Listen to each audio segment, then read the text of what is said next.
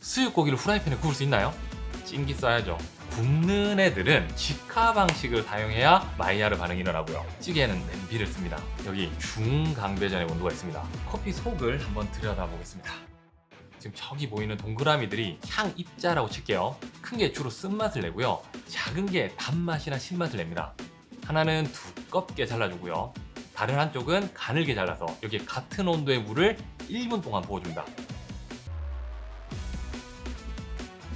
추출된 컵을 확인해 보니까 두껍게 잘라낸 쪽은 큰 입자가 그대로 있어서 다 못 녹았네요. 그래서 신맛이랑 단맛의 비율이 높고요. 가늘게 잘라진 원두는 큰 입자들이 작아져서 쉽게 녹아버렸죠. 쓴맛 비율이 많이 올라갔겠네요. 그래서 이 커피는 신맛이 도드라진 커피가 되고요. 이 커피는 쓴맛이 강한 커피가 됩니다. 물과의 접촉면이 늘어난 만큼 진해지기도 하고요. 지난 분쇄도 잡기 1편을 만들고 나서 이런 강의 같은 영상을 좋아하실까 싶었는데 의외로 댓글 반응을 보니까 영상이 괜찮았나 보다 싶더라고요.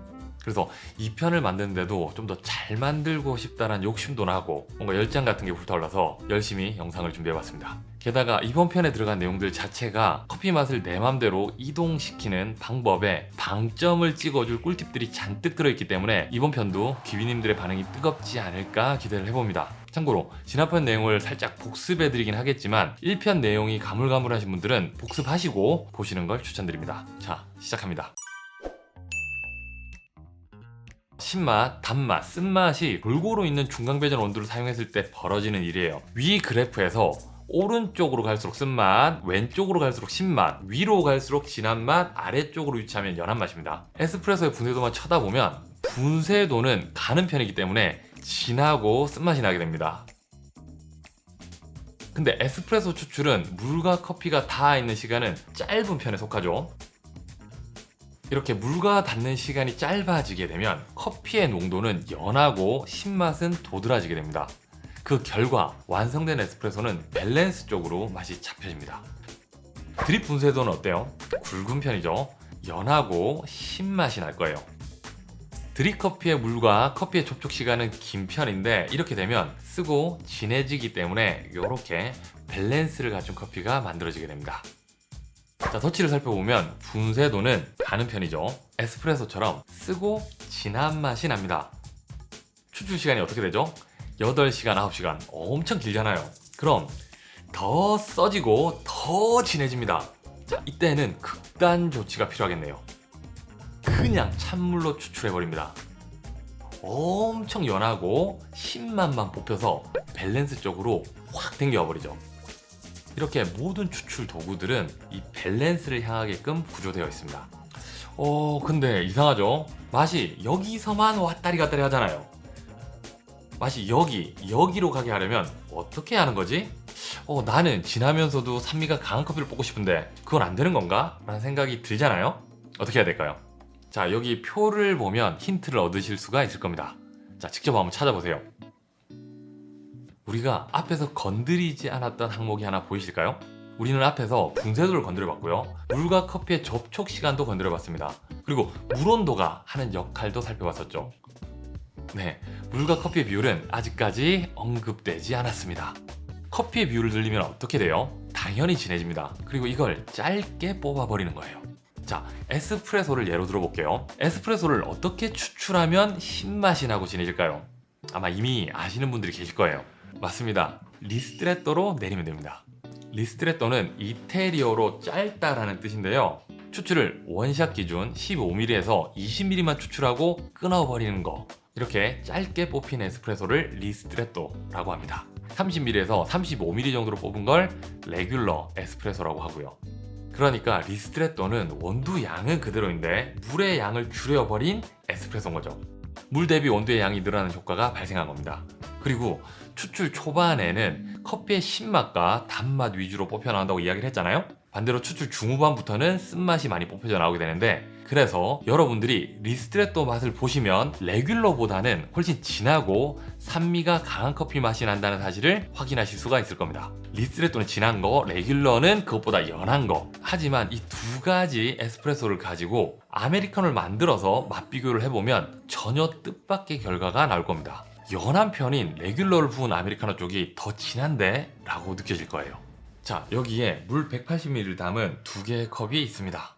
여기 오른쪽 컵엔 진한 신맛이 나는 에쏘를 붓고요. 리스레또. 또 다른 컵에는 레귤러를 부어줄 겁니다.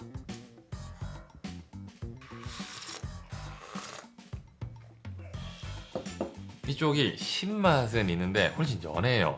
그리고 이 레귤러 쪽은 농도는 진한데 신맛이 많이 죽어버렸고요. 자, 왜 그럴까요? 당연한 소리하고 앉아있네 하시는 똑똑한 분들도 계실 겁니다. 물의 양은 같은데 그 절대적인 에스프레소 양에서 차이가 나기 때문에 그런 거죠. 그래서 우리는 리스트레토를 사용해서 아메리카노를 만들 때는 농도를 높이기 위해서 리스트레토 투샷으로 아메리카노를 만드는 겁니다. 보통 커피를 맛있게 뽑는 레시피를 알려주는 영상들을 보면 에스프레소를 40ml를 뽑으라고 국물처럼 이야기를 하잖아요. 이렇게 내리게 되면 충분한 농도를 가지게 되면서 산미는 산미대로 살고 쓴맛은 줄어든 커피가 만들어지기 때문에 이런 레시피들을 여러분들에게 알려드린 겁니다. 재밌죠? 하지만 여러분들이 커피를 배울 때는 그냥 레시피를 따라하는 것보다는 오늘처럼 왜 그렇게 하라는 건지 따져보는 게 정말 중요합니다. 그래야 커피 실력이 듭니다. 그리고 재밌기도 하고요. 그럼 이쪽으로 연하고 쓴맛 나는 쪽으로 에스프레소 맛을 이동시키려면 어떻게 해야 할까요? 조금만 응용을 해주시면 답이 보일 겁니다. 맞아요. 원샷 기준 에스프레소 추출을 40ml 이상으로 뽑아주시면 됩니다. 물은 180ml가 아니라 250ml 이상 넣어주시면 확실해지고요. 자, 드립할 때도 마찬가지입니다. 여기까지 이해가 되시면 이제 분쇄도는 마스터가 되신 거예요. 다시 한번 축하드릴게요. 하지만 커피에 대한 경험이 있으신 분들은 뭔지 모를 불편한 감정이 스물스물 올라오실 겁니다. 제가 말한 공식에 맞춰서 여러분들이 가지고 계신 커피를 가늘게 분쇄를 했더니 신맛이 줄기는커녕 더 강해져 버리는 상황이 벌어지는 경우가 생길 거예요. 이런 일은 도대체 왜 벌어지는 걸까요? 뭐기 뭐야, 제 입이 저 자식이 틀린 거지 라는 생각이 드신다면 잠깐만 진정하시고요. 지금 가지고 계신 커피가 약배전, 약하게 볶인 커피, 즉 원두 자체가 신맛이 지배하는 쓴맛 자체가 발현이 거의 안 되는 원두로 분쇄 조절을 하셨을 거예요. 다시 말해서 원두가 가진 맛에 쓴맛 자체가 없는데 뭔 수로 신맛을 가릴 수 있겠어요. 가늘게 갈면 신맛이 더 강해지기만 하지. 그래서 제가 맨 첫 단계에서 신맛, 단맛, 쓴맛이 골고루 있는 중강배전 원두를 사용했을 때 벌어지는 일이에요 라고 언급을 했던 거예요. 그리고 약배전 커피들은 대부분 개성과 산미를 즐기기 위한 목적으로 볶은 커피이기 때문에 그만큼만 볶은 겁니다. 그래서 그런 커피 가지고 쌉쌀한 맛을 낼 수가 없어요. 그 커피가 맛이 없다면 그냥 자기 취향에 안 맞는 커피일 수 있다는 겁니다. 혹시 제 설명에 부족하거나 잘못된 부분이 있다면 지적도 해주시고요. 맞는 것 같으면 댓글에다 그럴싸한 걸 하고 칭찬을 해주셔도 좋고요. 이렇게 여러분들이 제가 알려드린 이 공식으로 커피를 내릴 때 적용을 하시면 에스프레소든 드립이든 더치든 무슨 추출 도구를 사용하든지 간에 맛을 움직일 수가 있을 겁니다. 본인 취향에 맡겨요.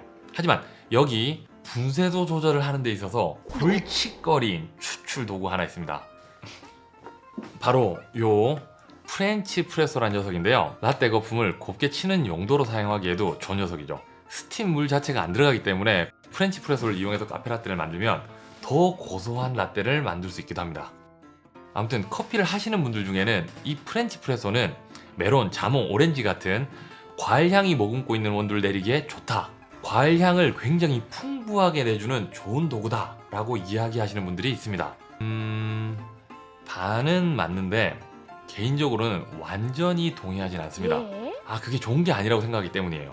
그 이유는 이 메탈 필터 사이로 원두의 작은 미분들은 통과를 해버리는데 그 미분들 때문에 바디가 짙고 강한 과일향이 나는 걸로 느껴지는 거거든요. 보통 커피는 깔끔하고 매끄러워야지 마시기가 좋습니다. 요렇게 만들어진 묵직함은 텁텁하게 묵직하다는 거죠. 이런 묵직함은 커피 점수를 매길 때도 감점사항이에요. 그래서 보통 프렌치 프레소의 추천 분쇄도를 이야기할 때는 드립보다는 약간 굵게 가져가셔야 합니다 라고 추천을 하는 거예요. 분쇄도를 가늘게 해버리면 미분이 너무 많이 빠져나와서 마시는데 불쾌함까지 줍니다. 그래서 여러분들이 프렌치 프레소를 활용하고 계신다, 근데 텁텁한 게 싫다, 근데 커피는 진하게 마시고 싶다 하시면 미분이 적게 나오는 그런 그라인더를 사용하시는 게 좋습니다. 근데 이런 그라인더는 흔하지 않을 뿐더러 많이 비싸기도 하고요. 뿐만 아니라 비싼 그라인더를 가지고 계시더라도 분쇄도를 마음껏 가늘게 가져가실 수도 없습니다. 어차피 미분이 줄어드는 거지 없어지는 건 아니거든요. 차라리 진하게 커피를 드시고 싶으면 물 온도를 높여주는 게 나은 선택일 수 있습니다. 하지만 또 문제가 있어요. 물 온도로 조절하는 거랑 분쇄도를 조절해서 나온 결과물이 똑같지는 않기 때문입니다. 물 온도를 높이면 보통 거칠고 떫은 맛 등 지저분한 맛을 만드는 성분들도 같이 추출돼 버리거든요. 그래서 비싼 그라인더 없이도 분쇄도를 마음껏 조절할 수 있는 꿀팁을 알려드리려고 합니다. 일단 똑같은 온도를 같은 분쇄도, 같은 물 온도로 내린 커피를 2잔 만들어 볼게요. 그리고 여기 있는 친구들한테 아무 정보도 주지 않고 맛을 한번 보여줄 겁니다.